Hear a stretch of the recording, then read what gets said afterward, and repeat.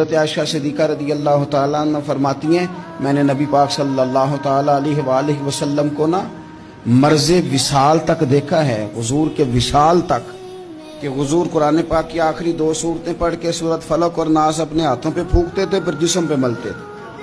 قرآن پاک میں شفا ہے۔ اب تو لوگوں نے دم درود کو اس کو بڑا ہلکا سا کام سمجھ لیا۔ ویسے بھی یہ عاملوں کے ہتھے چڑھ گیا، ملنگوں کے ہتھے چڑھ گیا، کاروبار بن گیا، تجارت بن گئی۔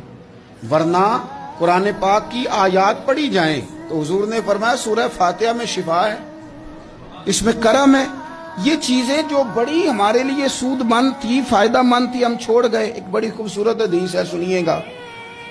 حضرت ابو سعید خدری رضی اللہ تعالیٰ عنہ حدیث کے راوی ہیں، بخاری میں موجود ہے۔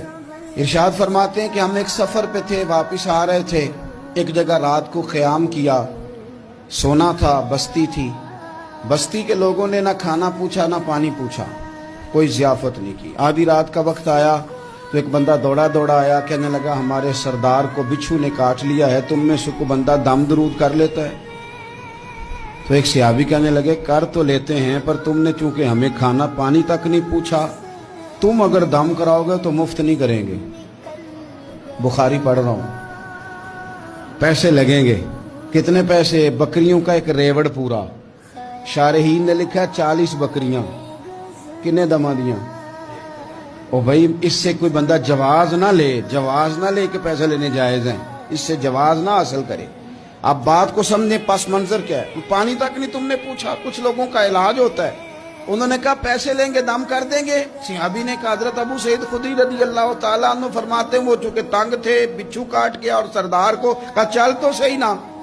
وہ صحابی گئے، سورہ فاتحہ پڑھ کے دم کیا، اور حدیث بخاری سے میں آپ کو دکھاؤں گا۔ لوگ کہتے ہیں دم کدھر سے آ گیا؟ بخاری پڑھ رہا ہوں، صحیح بخاری۔ شفا تو اللہ نے دینی ہے نا، رب کریم نے شفا دے دی۔ بکریاں لے لیں، آ گئے جہاں آرام کر رہے تھے اس جگہ۔ صحابہ میں اختلاف ہو گیا، کچھ کہنے لگے بکریاں لینی چاہیے تھی، کچھ کہنے لگے نہیں لینی چاہیے تھی۔ حضرت ابو سعید خدری رضی اللہ تعالیٰ عنہ فرماتے ہیں پھر ہم نے فیصلہ کیا چپ کر کے سو جاؤ، صبح حضور کی بارگاہ میں جائیں گے۔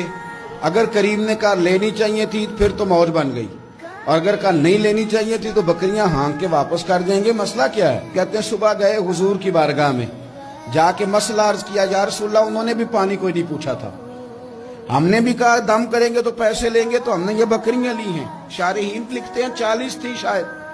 تو یا رسول اللہ اب کیا کریں؟ حضور مسکرانے لگے، حضور مسکرانے لگے۔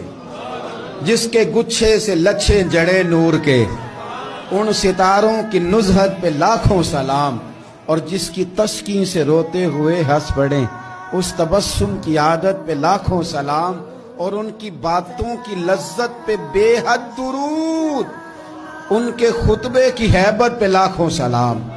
حضور مسکرانے لگے اور مسکرا کے پوچھا اچھا پڑھا کیا تھا؟